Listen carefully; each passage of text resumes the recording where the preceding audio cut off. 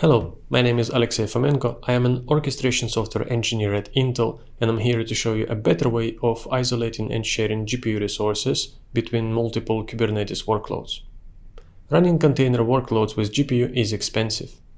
For on-premise, they cost a lot and consume plenty of power. For landing GPU nodes from public cloud, the price per hour can be quite high. So for the workloads that do not require an entire GPU exclusively, it is typical to run several workloads on the same GPU to lower the expenses by maximizing utilization, but this can be challenging without proper isolation.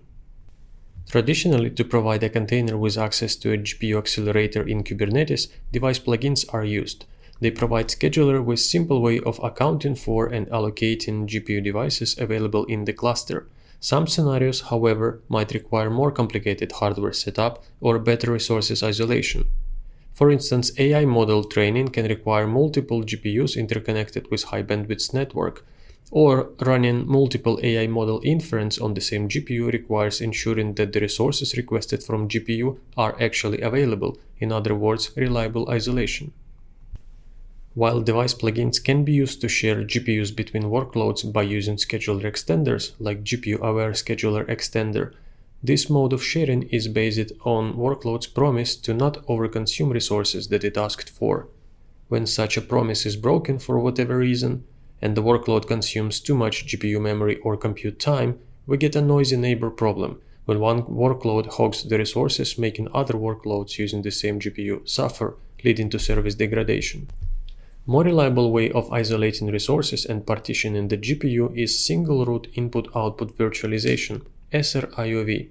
The GPU can be split into virtual functions that represent a fraction of the GPU memory and computational power and appear as a standalone GPUs with less memory than the parent GPU, making it impossible for the workload to overconsume it.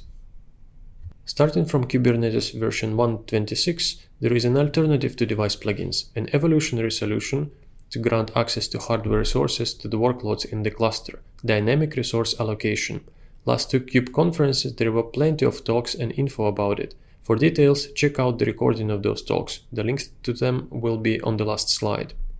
Shortly, a resource driver written by the hardware vendor oversees selection of the most suitable accelerator and prepares it for the workload to use.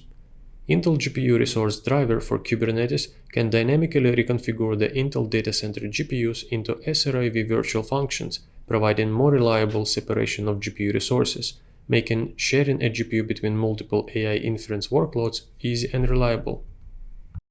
Let's see how this can be used in practice. We will be using Kubernetes 1.28 self-hosted single-node cluster with two Intel data center GPU Flex 170. To save time, I have already deployed Intel GPU resource driver for Kubernetes to allocate GPU resources for stable diffusion workloads, Intel XPU manager with Prometheus and Grafana to monitor GPU resources, and an Nginx pod that will show the output of text-to-image generation. On the left side, you can see resource driver's internal data GPU allocation state custom resource. It contains the list of available GPUs and VFs as well as list of allocated resources. On the right top part, you can see the list of pods relevant to this demo. This is the workloads YAML that we will be deploying. It uses Intel extension for PyTorch as a base container image and a tiny Python script that invokes the Stable Diffusion AI model inference with hard-coded default prompt from Comfy UI project. Let's deploy it.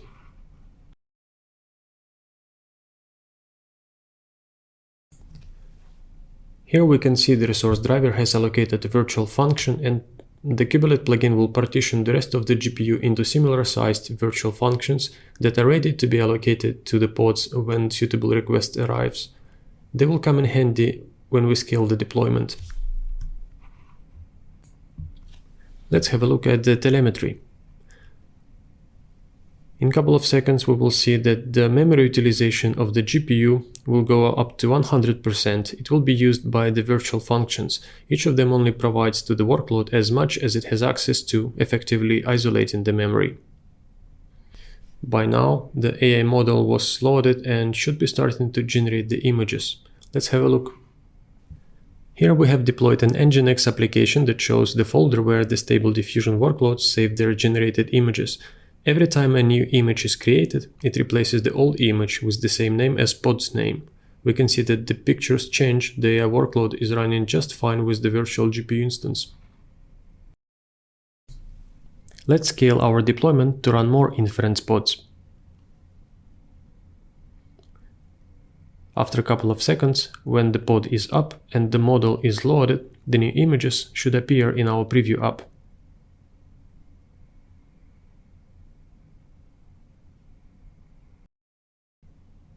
Here they are.